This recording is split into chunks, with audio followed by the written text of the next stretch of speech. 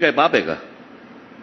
नाही, मला तेच विचारायचं होतं की कोणे एकेकाळी बाळासाहेबांचा राजकीय वारस म्हणून तुमच्याकडे बघितलं जात होतं, तर ही संधी तुम्हाला जेव्हा होती तेव्हा ती घेतली नाही याच्याबद्दलचं. नाही, मी तुम्हाला एक गोष्ट सांगतो. काय होतं की हा झाला बाहेरचा पर्स्पेक्टिव्ह. मी काय विचार करतो हे कधीच विचारलं नाही मला.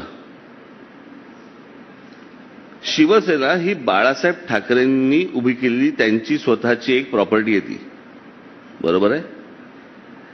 त्या गोष्टीचं त्यांना समजा ते त्यांच्या मुलाला द्यायचंय, त्यांनी ते मुलाला द्यावं. माझा कधीही दावा नव्हता हे मी तुम्हाला आता मी काय समजून सांगू तुम्हाला. मी माझ्या कुलदैवतांची शपथ घेऊन सांगू शकतो, मी कधी माझ्या डोक्याला शिवलं पण नाही. मी अनेकदा बाळासाहेबांनी गोष्ट सांगून झाली होती. अनेकांना असं वाटत होतं की मी त्याच्यावर दावा सांगेन, पण तो माझ्या मनातला कधीच विचार नव्हता. त्या पक्षामध्ये असताना माझा शेवटपर्यंतचा प्रश्न हा कायम होता. एकच प्रश्न होता, माझा जॉब काय. निवडणुकीला नुसता जाऊन मी प्रचार करणार आणि प्रचार केल्यानंतर मी परत येऊन नुसता बसणार, हे माझ्याच्याने होणार नाही. त्यापेक्षा मी विड्रॉ होतो. म्हणून मी 2000 साली मी विड्रॉ पण झालो होतो.